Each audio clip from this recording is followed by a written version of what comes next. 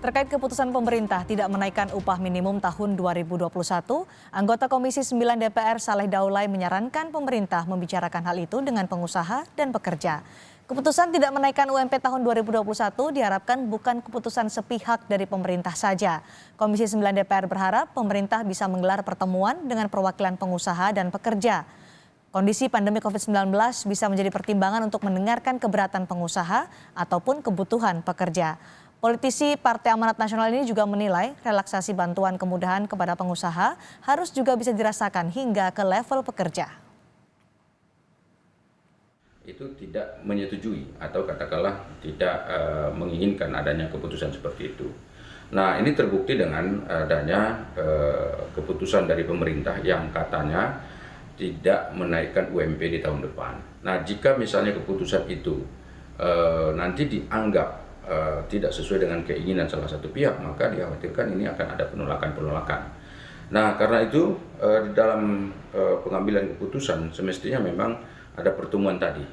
Di dalam pertemuan itu akan kita dengar atau akan diuraikan apa-apa saja keberatan dari katakanlah para pengusaha untuk menaikkan UMP di tahun depan.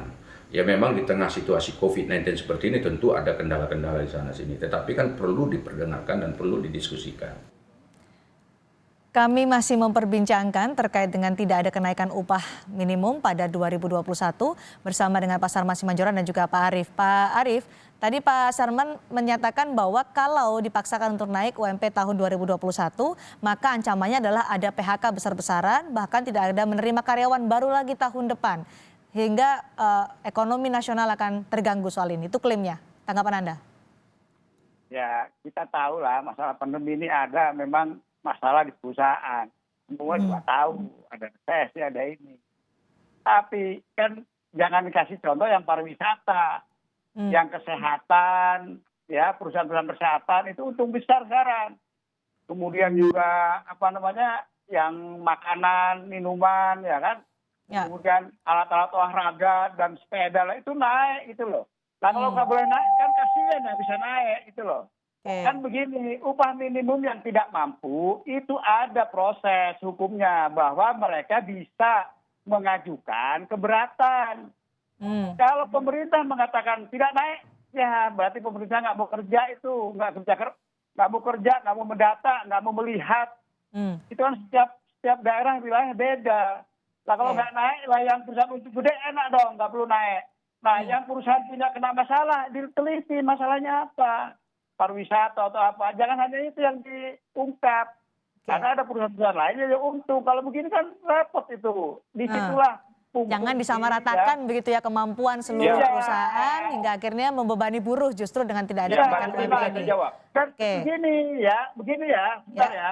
Upah minimum itu upah hasil survei. Karena kalau pakai inflasi, pertumbuhan bisa beda. Karena kualitas pertumbuhan ekonomi kita itu berbeda dengan di luar negeri. Kualitasnya kadang-kadang kalau pertumbuhan 1%, misalnya bisa 400.000 atau 500.000 tenaga kerja kan.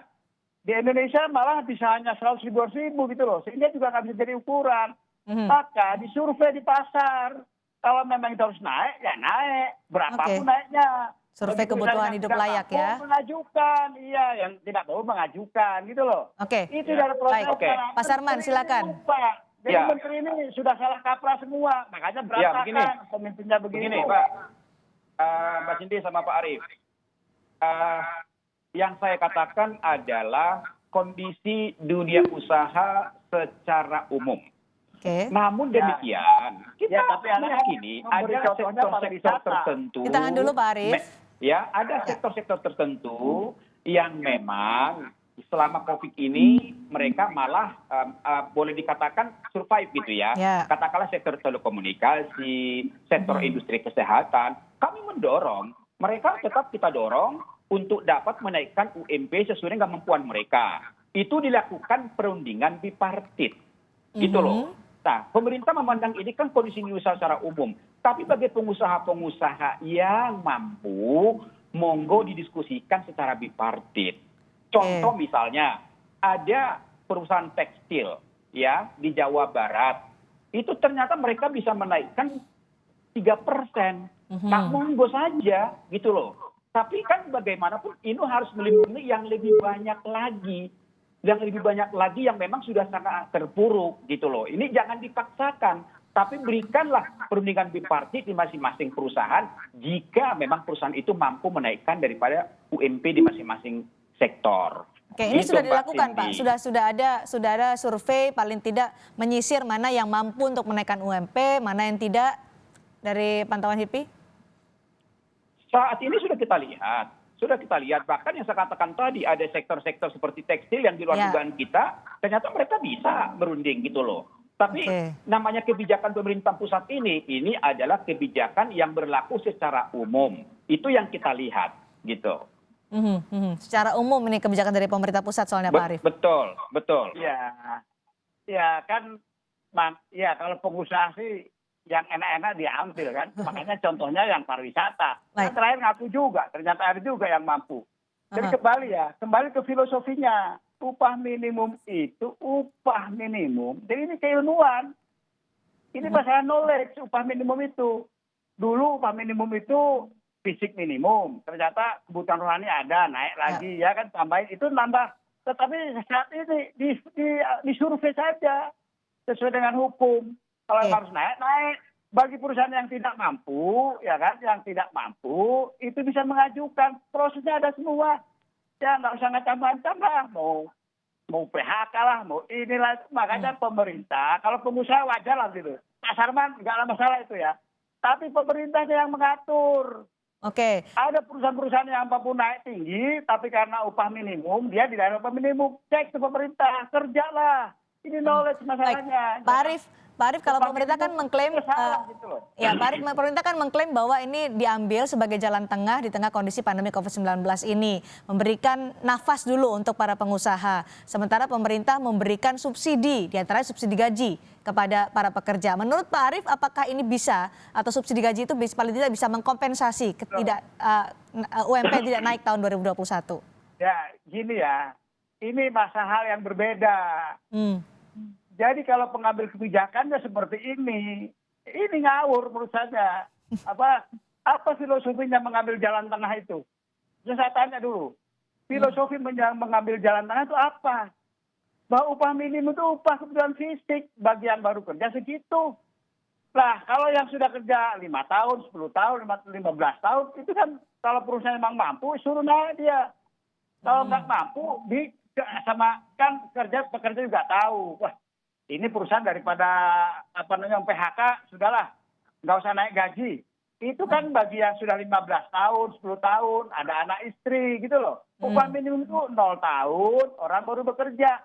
Selama ini karena pemerintahnya nggak kerja, ya kuranglah bekerjanya, sehingga orang naik gaji itu melalui upah minimum. Gitu loh. Pak Arief, kalau subsidi menurut Anda, subsidi yang disiapkan pemerintah? Subsidi saya akui itu bagus, saya appreciate, ya kan. Tetapi subsidi itu harus mengena kepada yang benar-benar, jangan sampai salah subsidi itu. Kita kan tahu lah pemerintah kalau begini banyak salahnya kok. Sementara yang filosofisnya dia nggak kerjakan, yang dasar-dasarnya gitu loh. Nah, Pak Sarman ketawa tuh, tahu dia gimana pemerintah itu. Gitu baik loh. Pak Sarman, bukan jalan tengah hanya. Pemerintahnya ini. Ya. Bukan jalan tengah hanya menguntungkan pengusaha saja kalau Pak Arief menyatakan. Ya, kami tidak setuju kalau bahwa kebijakan ini menguntungkan pengusaha. Menguntungkan semua pihak. Bahwa pengusaha juga ingin kepastian bagaimana supaya usahanya ke depan itu bisa tetap berjalan. Tentu dengan kebijakan dari pemerintah yang mendukung. Kami melihat bahwa untuk saat ini misalnya, apa yang disampaikan oleh misalnya dari Pak Iqbal, untuk menjaga daya beli masyarakat. Dengan kondisi saat ini, tidak bisa diandalkan lagi dunia usaha, karena dunia usaha sudah sangat terpuruk. Pemerintah mengambil peran, makanya apa yang dilakukan pemerintah? Memberikan bantuan subsidi gaji kepada pekerja kita, ya, memberikan bantuan kepada UMKM, memberikan fasilitas-fasilitas, kebijakan-kebijakan bagaimana supaya beban pengusaha ini betul-betul bisa terbantu. Itu kan sudah dilakukan. Makanya kami sangat berharap pengertian dari teman-teman serikat pekerja, ya ayolah kita lewati badai ini bersama-sama. Oke. Marilah kita dukung berbagai program pemerintah supaya COVID ini cepat berlalu, supaya nanti pemerintah mengambil kebijakan yang memberikan kita keleluasaan, kita normal kembali, ya kan?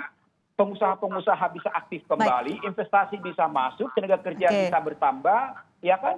Nanti mempercepat pertumbuhan ekonomi kita yang lebih baik. Nah, Pak Artinya Sarman, peluang kenaikan UMP tahun 2022 itu sudah sangat terbuka. dengan tidak dinaikannya UMP ini, apakah efektif bisa mendorong produktivitas industri, mendorong juga produktivitas dunia usaha kita? Efektifkah? Itu sangat. Bisa terukur? Sangat terukur. Jadi artinya, pertama mereka akan mempercepat proses pemulihan, ya, di mana masalah beban upah ini sementara tidak lagi menjadi beban. Itu pasti secara positif akan disambut dengan baik. Yang kedua adalah bagaimana kita harapkan ke depan berbagai program-program pengusaha ini jalan. Artinya penambahan pegawai, ya kan? Ini juga akan memberikan memberikan peluang pekerjaan kepada anak-anak bangsa.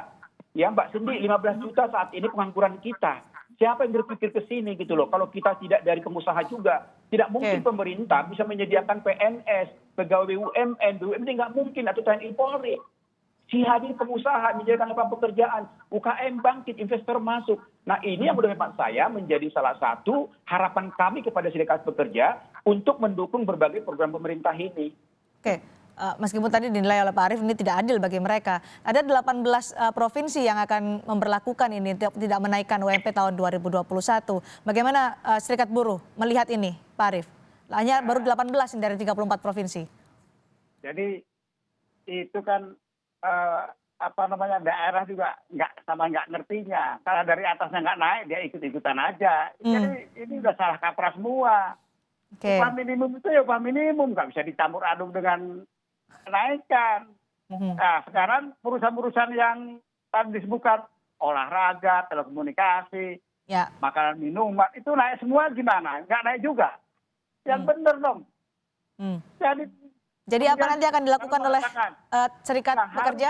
Harusnya ngomong itu pakai data. Sekian perusahaan yang ini kan nggak ada datanya. Ini kan pakai opini semua. Itulah bahayanya, opini yang disampaikan. Kalau ini begini, ini resesi, ini begitu. Tahun 2021 belum tentu resesi terus. Bisa jadi pada naik lah. Sementara dipatok tidak boleh naik. Kan repot dong. Baik. Gitu loh. Pak Arief, serikat pekerja akan seperti apa nanti?